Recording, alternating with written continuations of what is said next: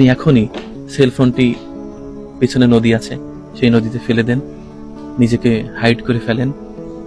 একেবারে সব জায়গায় যেন এমন সংবাদ আসে আপনি মারা গেছেন কিংবা গুম হয়েছেন। তারপর ঈদের দিন সকালে আপনার বাড়ির বারান্দায় গিয়ে দাঁড়ান, দেখবেন সব আয়োজন ঠিকঠাক আছে। ছাগল কোরবানি হচ্ছে, আত্মীয় এসেছে, সকলের গায়ে নতুন কাপড়, শুধু আপনি নেই। আপনি যে একটা মানুষ এই সংসারে ছিলেন এটি কারো মাথায় নেই, সবাই ভুলে গেছে। আপনার অপশন খুঁজে নিয়েছে সবাই। আপনি, আমি মনে করি যে আমরা অনেক অনেক গুরুত্বপূর্ণ। একদমই না, আমি আপনি কেউ গুরুত্বপূর্ণ না।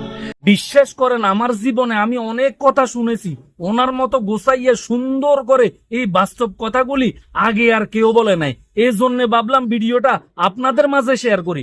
আপনারাও চাইলে আপনাদের ফ্রেন্ড লিস্টে থাকা বন্ধু বান্ধবের মাঝে ভিডিওটা শেয়ার করতে পারেন। অত্যন্ত গুরুত্বপূর্ণ ভিডিও। সত্যি কথাটা হচ্ছে, আপনার জন্য কোনো কিছু থেমে থাকেও নাই, থেমে থাকবেও না। আপনি মনে করতেছেন অসম্পূর্ণ কাজটা যদি সম্পূর্ণ করা যায় তাহলে সবকিছু ঠিক হয়ে যাবে। না, আপনি যদি না থাকেন এই অসম্পূর্ণ কাজ ঠিকই সম্পূর্ণ হবে, শুধু আপনি থাকবেন না।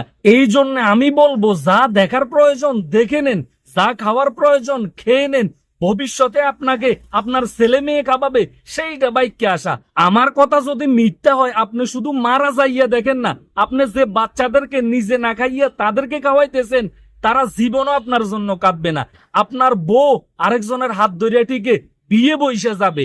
আপনি মারা যাওয়ার পরে আপনার ছেলে মেয়ে, বউ বাচ্চা কেউ কবরস্থানের সামনে দাঁড়িয়ে আলহামদুলিল্লাহ সুরও পড়বে না। যেমনটা আপনার বাবা আপনার দাদা দাদির কবরে দাঁড়িয়ে কখনো কাঁদেও নাই, আলহামদুলিল্লাহ পড়ে নাই, তেমনটা আপনার ছেলে সন্তানও আপনার কবরের সামনে দাঁড়াবে না। শুধু টাকা পয়সা রেখে গেলে সেগুলির বাগবাটোয়ারা ঠিকই করবে। এই জন্য ভিডিওটা বেশি পরিমাণে শেয়ার করেন, দুনিয়া দুনিয়া কইরেন না, আখেরাতও কিছু করার দরকার। আল্লাহ হাফেজ।